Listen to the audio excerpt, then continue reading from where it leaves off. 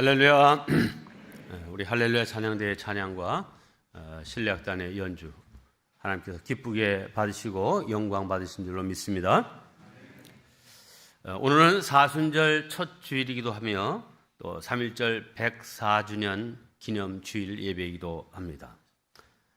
예배하는 자들에게 복 주시마 약속하신 거룩한 이 주일 예배에 참여하신 모든 성도님들의 마음도 육체도 또 삶도 아름답고 건강하고 행복하시기를 주님의 이름으로 축복합니다. 우리 교회의 금년 표어를 다시 한번 우리 함께 하겠습니다. 이제 다시 새 일을 행하리니. 한 번 더 합니다. 시작. 이제 다시 새 일을 행하리니. 네, 이 다시의 강조를 둔 표어로서 지난 3년 동안 이어진 코로나 팬데믹으로 인해서 중단되었거나 침체되었던 일들을 다시 새롭고 창조적으로 재정립해 나가자 하는 그런 의미를 담고 있습니다. 설교는 단지 말씀만 전해야 되는 건 맞지만 오늘은 이 표와 관련해서 이 목회 일정을 좀 말씀드릴 필요가 있다 이렇게 판단되어서 좀 길게 서두에 말씀을 드립니다. 작년 사순절부터 우리 교회는 탄소제로 녹색교회를 실천하는 교회로 이 선도적인 사명을 감당하기 위해서 힘써 왔습니다. 이번 사순절 7주 동안에도 7가지 주제를 가지고 매주일 저녁에 설교할 것이고 또 성도들에게 실천 과제를 부여할 것입니다. 사명감과 기대를 가지고 적극 동참해 주시기를 바랍니다. 금년 부활절은 좀 일러서 2월이 다 가기 전에 사순절이 시작되었습니다. 우리 교회의 자랑이며 또 소망인 학생부의 글로리아 찬양제, 이게 글로리아의 밤이 매년 2월 마지막 주일 저녁 예배 때 하도록 전통으로 굳어져 와 있습니다. 그래서 오늘 저녁이 사순절 첫 주일 저녁이지만 이 탄소제로 녹색교회에 관한 설교는 한 주 뒤 다음 주일부터 시작하도록 하겠습니다. 오늘 저녁에는 제33회 글로리아의 밤입니다. 우리 교회가 이제 50년 역사로 다가가고 있는데 이 글로리아의 밤이 33회 중간중간 쉰 적이 조금씩 있긴 했지만 이제 역사를 가지고 있는 글로리아의 밤입니다. 여러분들이 함께 오셔서 학생들을 격려하고 또 교사들 또 전사님 여러분들이 힘이 되어주는 시간이 되기를 바랍니다. 이번 주간부터 말씀드린 대로 다시 새롭게 시작되는 일들이 여러 가지입니다. 첫째, 이번 토요일부터 엘림 클래식 아카데미가 재개강됩니다. 바이올린, 첼로, 플룻은 죄송하지만 일찍 마감됐습니다. 더 이상 수강생을 받을 수가 없고요. 클라리넷만 아직 조금 등록하실 수 있는 자리가 있습니다. 그런데 저도 클라리넷 반 수강생인데 어르신들, 학생, 어린이들도 충분히 할 수 있지만 어른들이 좀 그렇게 크게 부담스럽지 않게 시작할 수 있는 악기가 클라리넷이 아닌가 개인적으로 생각을 합니다. 연배가 있으신 분들이 이게 색소폰을 이제 취미로 배우시는 분들이 많은데 이거보다는 클라리넷을 배우시기를 적극 권장합니다. 악기 값도요 상대적으로 저렴합니다. 초보일 때는 20-30만 원 미만의 악기를 가지고 시작을 하셔도 상당히 괜찮습니다. 그리고 교회에서 이 클래식 아카데미에 5만 원씩 수강료를 받는데 이건 공짜라고 얘기해도 과언이 아닙니다. 클래식 아카데미의 목적은 우리 신뢰악단을 더 활성화하고 또 여러분들에게 좋은 취미 활동 또 신앙적인 생활을 할 수 있도록 돕기 위함입니다. 진정한 문화인은 적어도 클래식 악기 하나 정도는 다룰 줄 알아야 된다 하는 그런 말이 있습니다. 자, 그림 하나를 보여드리겠습니다. 교향악단의 악기 배치도인데요. 지휘자를 중심으로 왼쪽에 바이올린, 오른쪽에 첼로, 그다음에 왼쪽 앞쪽에 플룻, 오른쪽에 클라리넷이 배치되어 있죠. 많은 악기들이 있는데 이 중에 어느 한 개의 악기는 그래도 내가 좀 하면 좋겠다.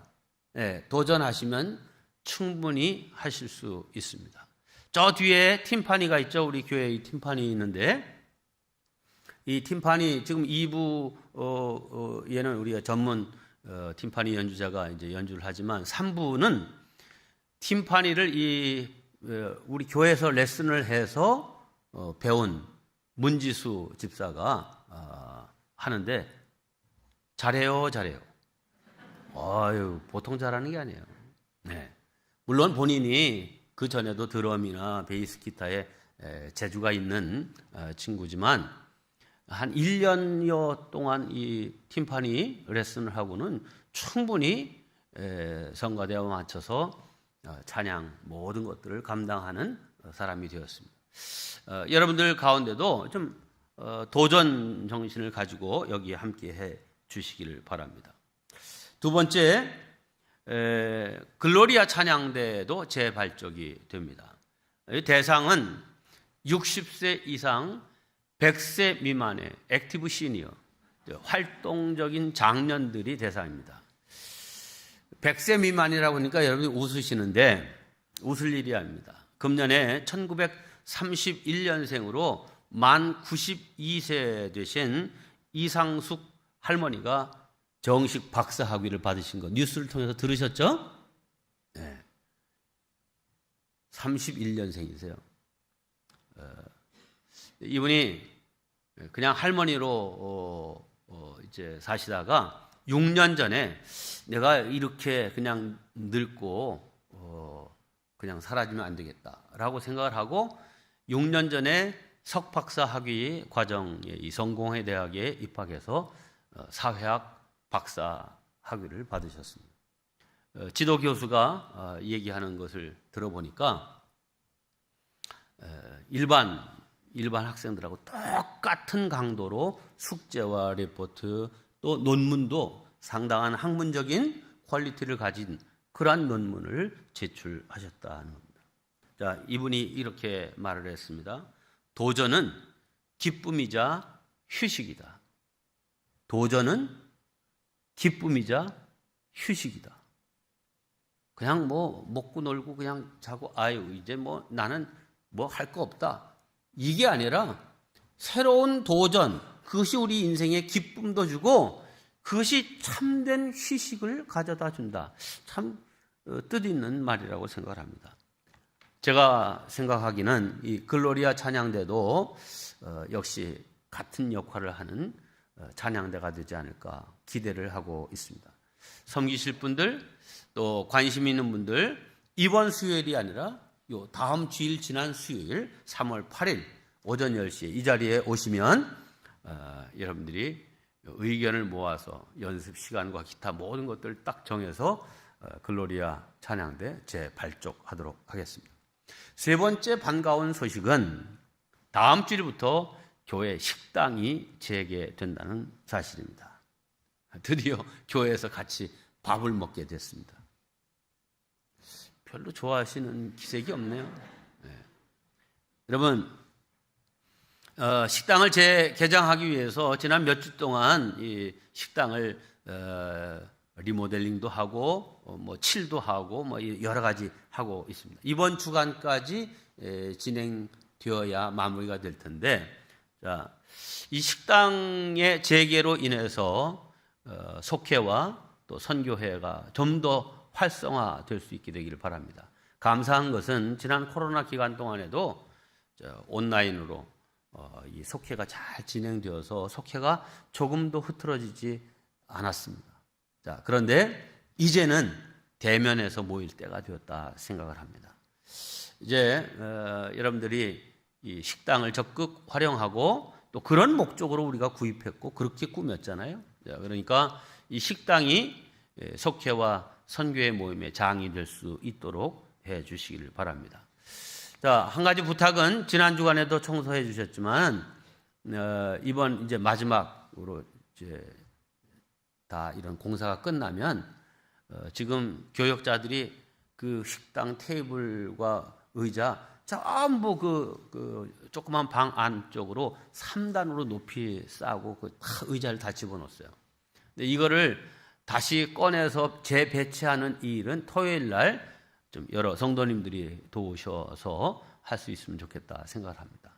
남자분들이 필요하고요. 또 여자분들도 오셔서 이제 공사 중에 먼지가 많이 끼어 있으니까 이것들 잘 닦아 주시기를 부탁드립니다.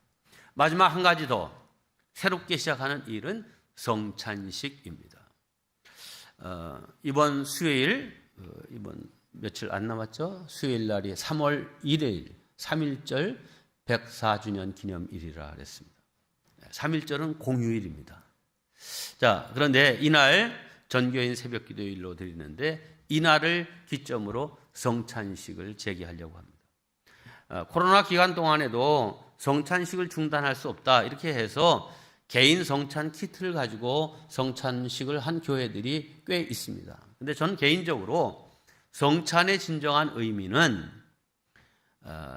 우리가 한 빵에 한 포도주 곧 그리스도의 몸에 그리스도의 피에 동참하는 공동체적인 그런 예배가 되어야지 뭐 개인적으로 이렇게 하는 거는 별 의미가 없다 이렇게 생각을 해서 시행을 안 했는데 이제는 할 때가 되었다 생각합니다. 지난 주간에 제가 월요일 화요일 이틀 동안 아침 9시부터 밤 9시까지 진행되는 코로나 이후에 어떻게 이 성찬식을 진행할 건가라고 하는 세미나에 정말 되게 힘들게 하루 12시간씩 공부하는 게 쉬운 일이 아니더라고요. 했는데 아주 유익한 시간이었고 이번 수요일부터 성찬식을 재개합니다. 자, 마음 먹으면 얼마든지 할 수 있습니다. 공휴일이니까 좀 늦게까지 실컷 자야지 이런 마음 먹지 마시고 그래 공휴일이니까 이날은 다른 때는 몰라도 가서 정말 전교인 새벽기도일에 말씀의 은혜도 받고 또 3.1절 뜻도 다시 한번 새기고 그 다음에 성찬을 받고 은혜의 시간으로 삼아야 되겠다. 마음 먹으시기를 바랍니다. 그래서 말 그대로 전교인 새벽기도일 이렇게 될 수 있게 되기를 바랍니다. 이제 드디어 오늘 말씀으로 들어갑니다. 예수님께서 오늘 말씀을 통해서 우리의 마음의 상태를 4가지 밭으로 비유해서 말씀하셨습니다. 첫째는 길가와 같은 굳은 마음이고요. 둘째는 돌짝밭과 같이 깊이가 없는 얕은 마음. 셋째는 가시덤불이 왕성하고 무성한 잡초 마음.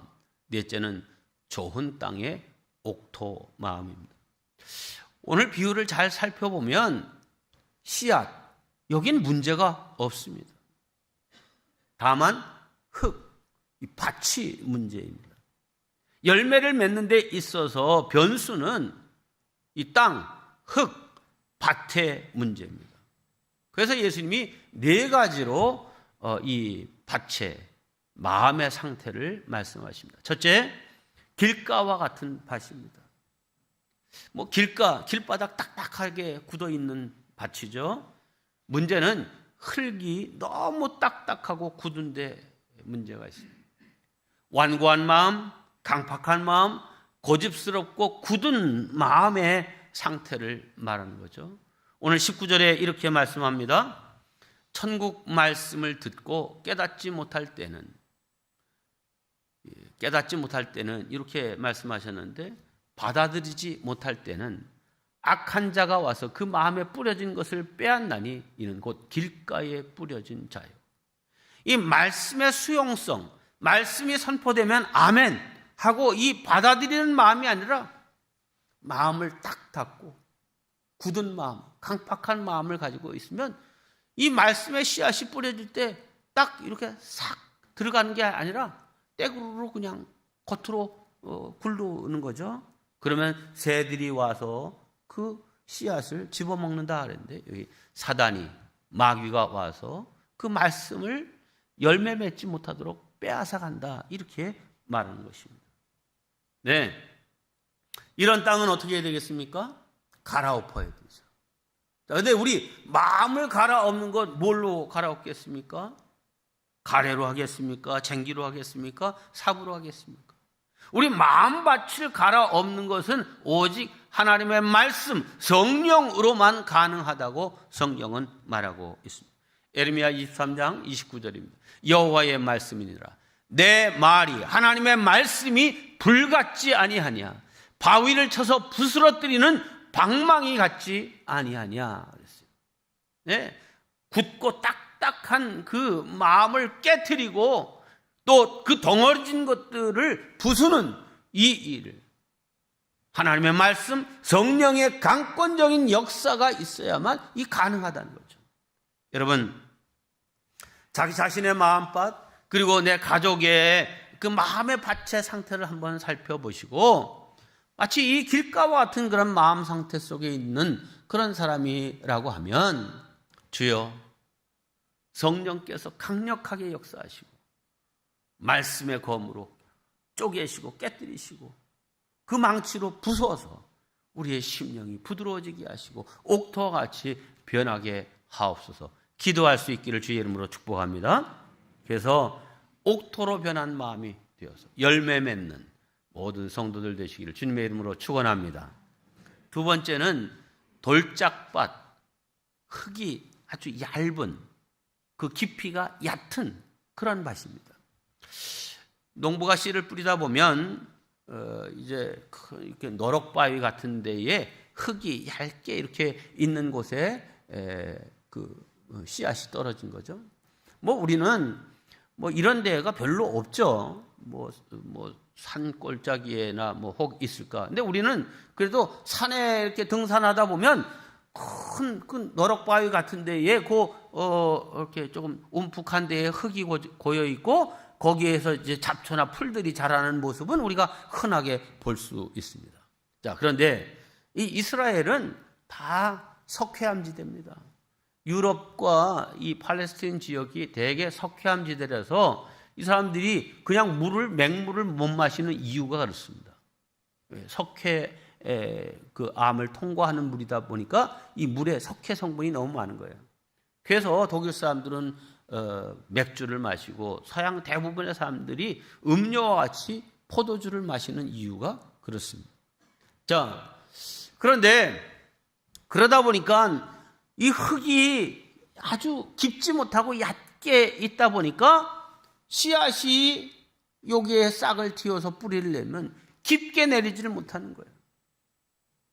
이 흙이 얇은 밭, 이걸 환란이나 박해가 오면 금방 시든다 이렇게 말씀했습니다.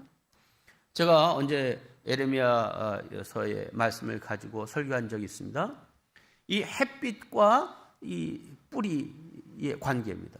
여러분, 햇빛은 어떤 곡식이나 혹은 과일 나무가 자라고 열매 맺는데 아주 중요한 역할입니다. 이 축복입니다. 네? 은혜입니다.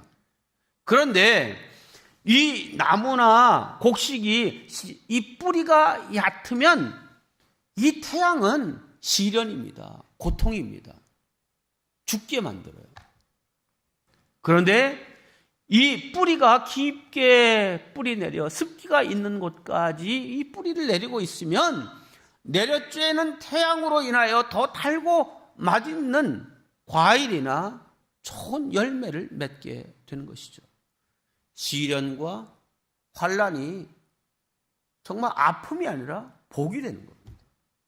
자, 여기 돌짝밭, 흙이 얕은 그런 밭에 심겨진 그 씨앗, 이 흙이 얕은 이 뿌리 없는 신앙, 감정적인 신앙, 냄비 신앙, 이게 어떻게 해야 되겠습니까? 이런 사람에게는 깊이 있는 심성 깊은 그러한 심령이 되어야 되는 거죠. 말씀의 깊이와 두께가 필요한 것입니다. 그래서 이런 사람에게는 심령의 객토와 성토 작업이 필요한 것입니다.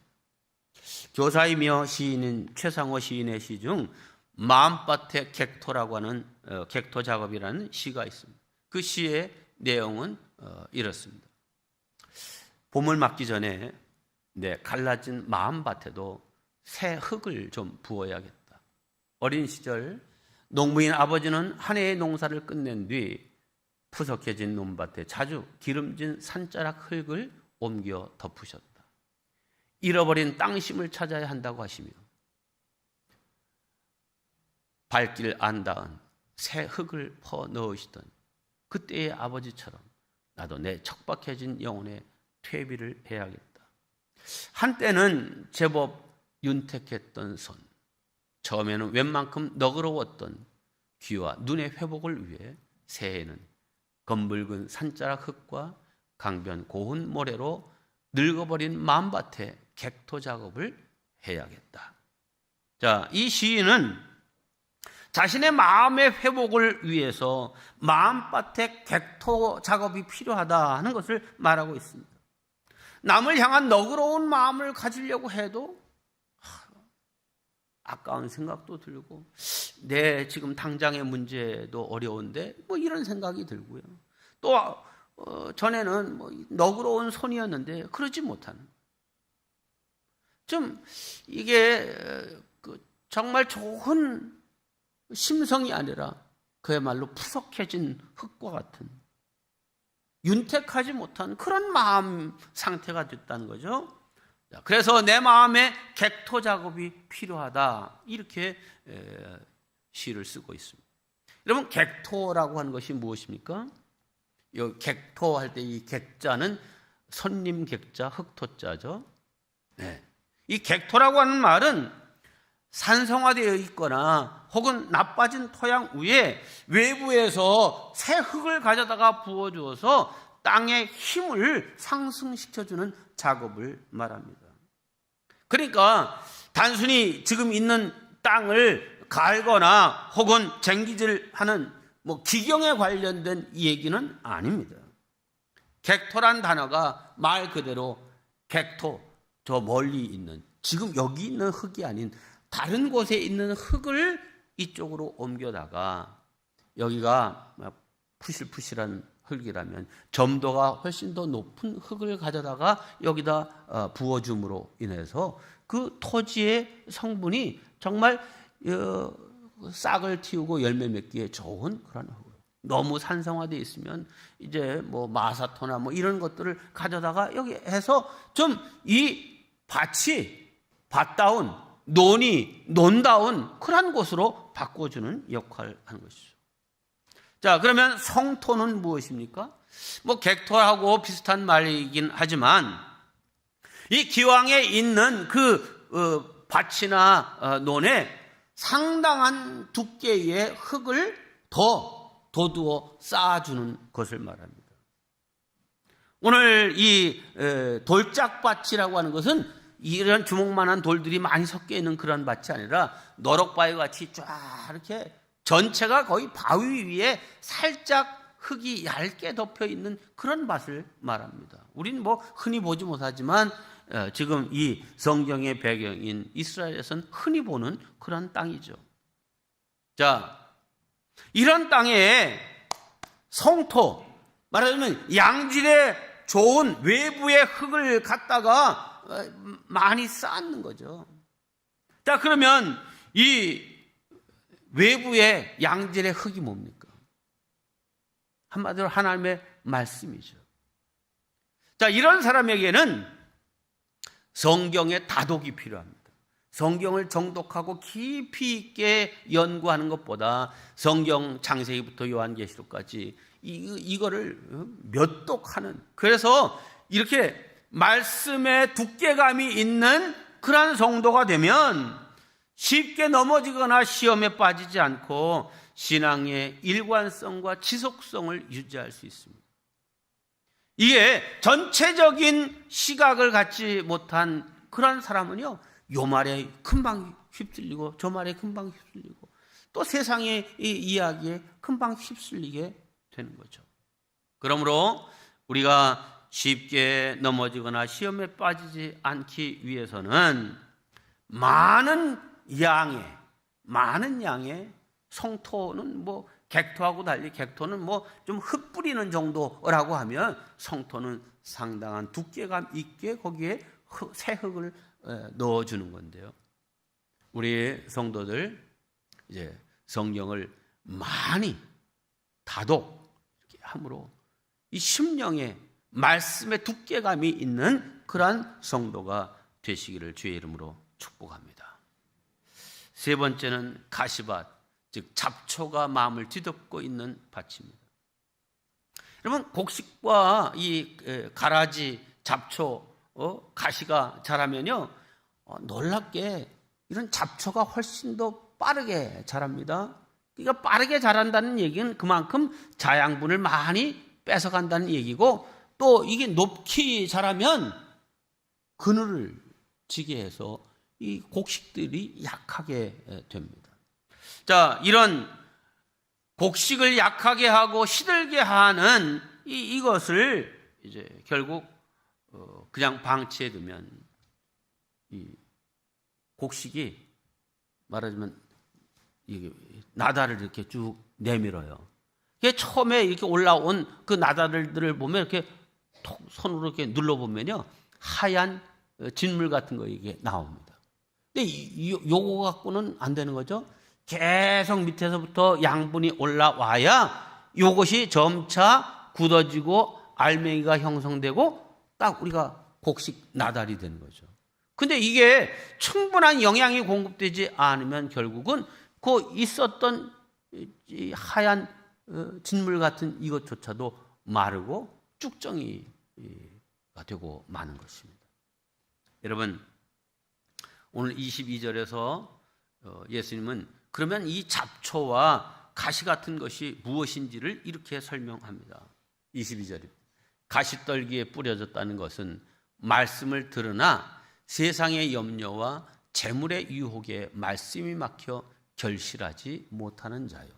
앞서 말한 이 돌짝밭은 이 태양이 내려쬐는 것 같은 이 시련과 혹은 환난과 핍박이 오면 그냥 시들고 마는 이 밭이라고 하면, 이 가시밭은 이 외부적인 그런 것보다는 내부적인 요인, 내 마음에 세상을 향한 향락 혹은 생활에 대한 염려, 이걸 말하는 겁니다. 물론 우리 믿음을 가진 성도라 할지라도 뭐 세상을 초월해서 살 수 없죠. 또 요즘같이 참 세계적인 경제 위기가 닥쳐서 물가가 하늘 높은 줄 모르고 이렇게 솟아 올라가고 이럴 때는 다 걱정이 되는 게 사실입니다. 야, 이거 큰일 났다. 어떡하나? 앞으로 어떻게 전개될 건가? 걱정도 되고 두려움도 있죠. 자, 아유, 주일이고 뭐고 빨리 이날도 가서 알바라도 하고, 돈을 벌어야지, 가게 문 열어야지, 이거 뭔 소리야? 이런 마음이 들게 돼 있어요. 이게 근데 잡초 마음이라는 거예요. 우리 인생이 내 노력과 내 애씀으로만 사는 것이 아니라 하나님께서 주시는 복을 인하여 사는 인생이 되야지. 마음을, 심지를 굳게 하고 주님, 주님의 날 온전히 날도둑놈이 되지 않고 온전히 주님께 드리겠습니다. 대신 제가 일하는 때에 정말 보람 있는 날들이 되도록 사람들로 붙여주시고 은혜를 주시고 내 손이 복된 손이 되게 하옵소서. 기도할 수 있기를 바랍니다. 그래서 이 잡초 뽑아야죠. 가시 잘라야죠. 내 마음속에 일어나는 세상의 염려와 혹은 여러 가지 향락을 추구하는 마음들 뽑아버리고 과감히 잘라버리는 단호함이 있는 그러한 성도들 되시기를 주님의 이름으로 축원합니다. 마지막으로 옥토, 즉 좋은 땅입니다. 예수님께서 바로 이 옥토 좋은 땅을 말씀하기 위해서 앞에 이게 열매 맺지 못하는 여러 땅들을 말씀하신 것입니다. 좋은 땅은 이런 땅입니다. 33절입니다. 23절입니다. 좋은 땅에 뿌려졌다는 것은 말씀을 듣고 깨닫는 자니 결실하여 어떤 것은 100배, 어떤 것은 60배, 어떤 것은 30배가 되느니라. 예수님이 100배부터 말씀하셨어요. 그러니까 최소 30배 예? 그러니까 잘 되면 100배가 아니라 뭐 100배를 주시는 게 하나님의 마음이고요. 근데 하여튼 잘 안 돼도 30배는 주시겠다라고 하는 약속의 말씀입니다. 자, 그런데 이런 좋은 옥토, 좋은 땅은 어떻게 만들어지는 겁니까? 본래부터 그냥 옥토, 좋은 땅이 있는 겁니까? 그렇지 않죠. 처음에는 다 이 앞에 얘기했던 이런 불모지와 같은 그런 땅이었는데 농부가 끊임없이 땀 흘리며 수고하고 개간해서 이렇게 옥토로 만든 것이죠. 이와 같이 우리 사람의 마음도 처음부터 옥토 같은 마음을 가진 사람은 없습니다. 길과 같이 완고하고 고집스러운 다친 마음도 있고 돌짝밭과 같이 시련이나 핍박 앞에서 쉽게 기운을 잃어버리는 얕은 마음도 있고 가시밭과 같이 여러 가지 세상의 욕심이나 유혹에 마음을 빼앗기는 그런 마음도 있습니다.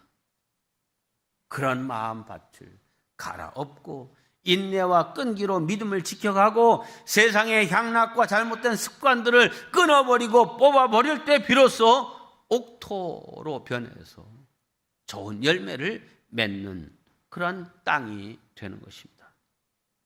이렇게 되기까지 농부의 수고와 애씀이 있는 것처럼 우리 마음을 옥토로 만들기 위해서 그야말로 참고 수고하고 눈물 뿌리며 힘쓰는 우리 모두가 되어야 될 줄로 믿습니다. 결론의 말씀을 드립니다. 좋은 땅은 완료형이 아니라 진행형입니다. 함께합니다. 좋은 땅은 완료형이 아니라 진행형이다. 네, 좋은 땅도 가만히 두면요 금방 쓸모없는 땅이 됩니다. 그러므로 계속해서 말씀에 귀를 기울이면서 내 심령의 밭에 무엇이 문제인지, 이거 늘 내가 좀 완고해졌나? 혹은 내가 너무 이렇게 외부적인 핍박과 시련에 약해졌나? 혹은 내 마음이 세상 것에 이렇게 휩쓸리고 거기에 마음을 빼앗기고 있지는 않은가? 늘 자신을 점검해서 좋은 땅, 옥토의 마음을 유지하기 위한 자기 노력과 자기 점검이 꼭 필요한 것입니다. 그래서 우리 모두 좋은 땅, 옥토의 심령을 잘 유지해서 아름다운 신앙의 열매를 주렁주렁 맺는 복된 성도들 되시기를 주님의 이름으로 축원합니다.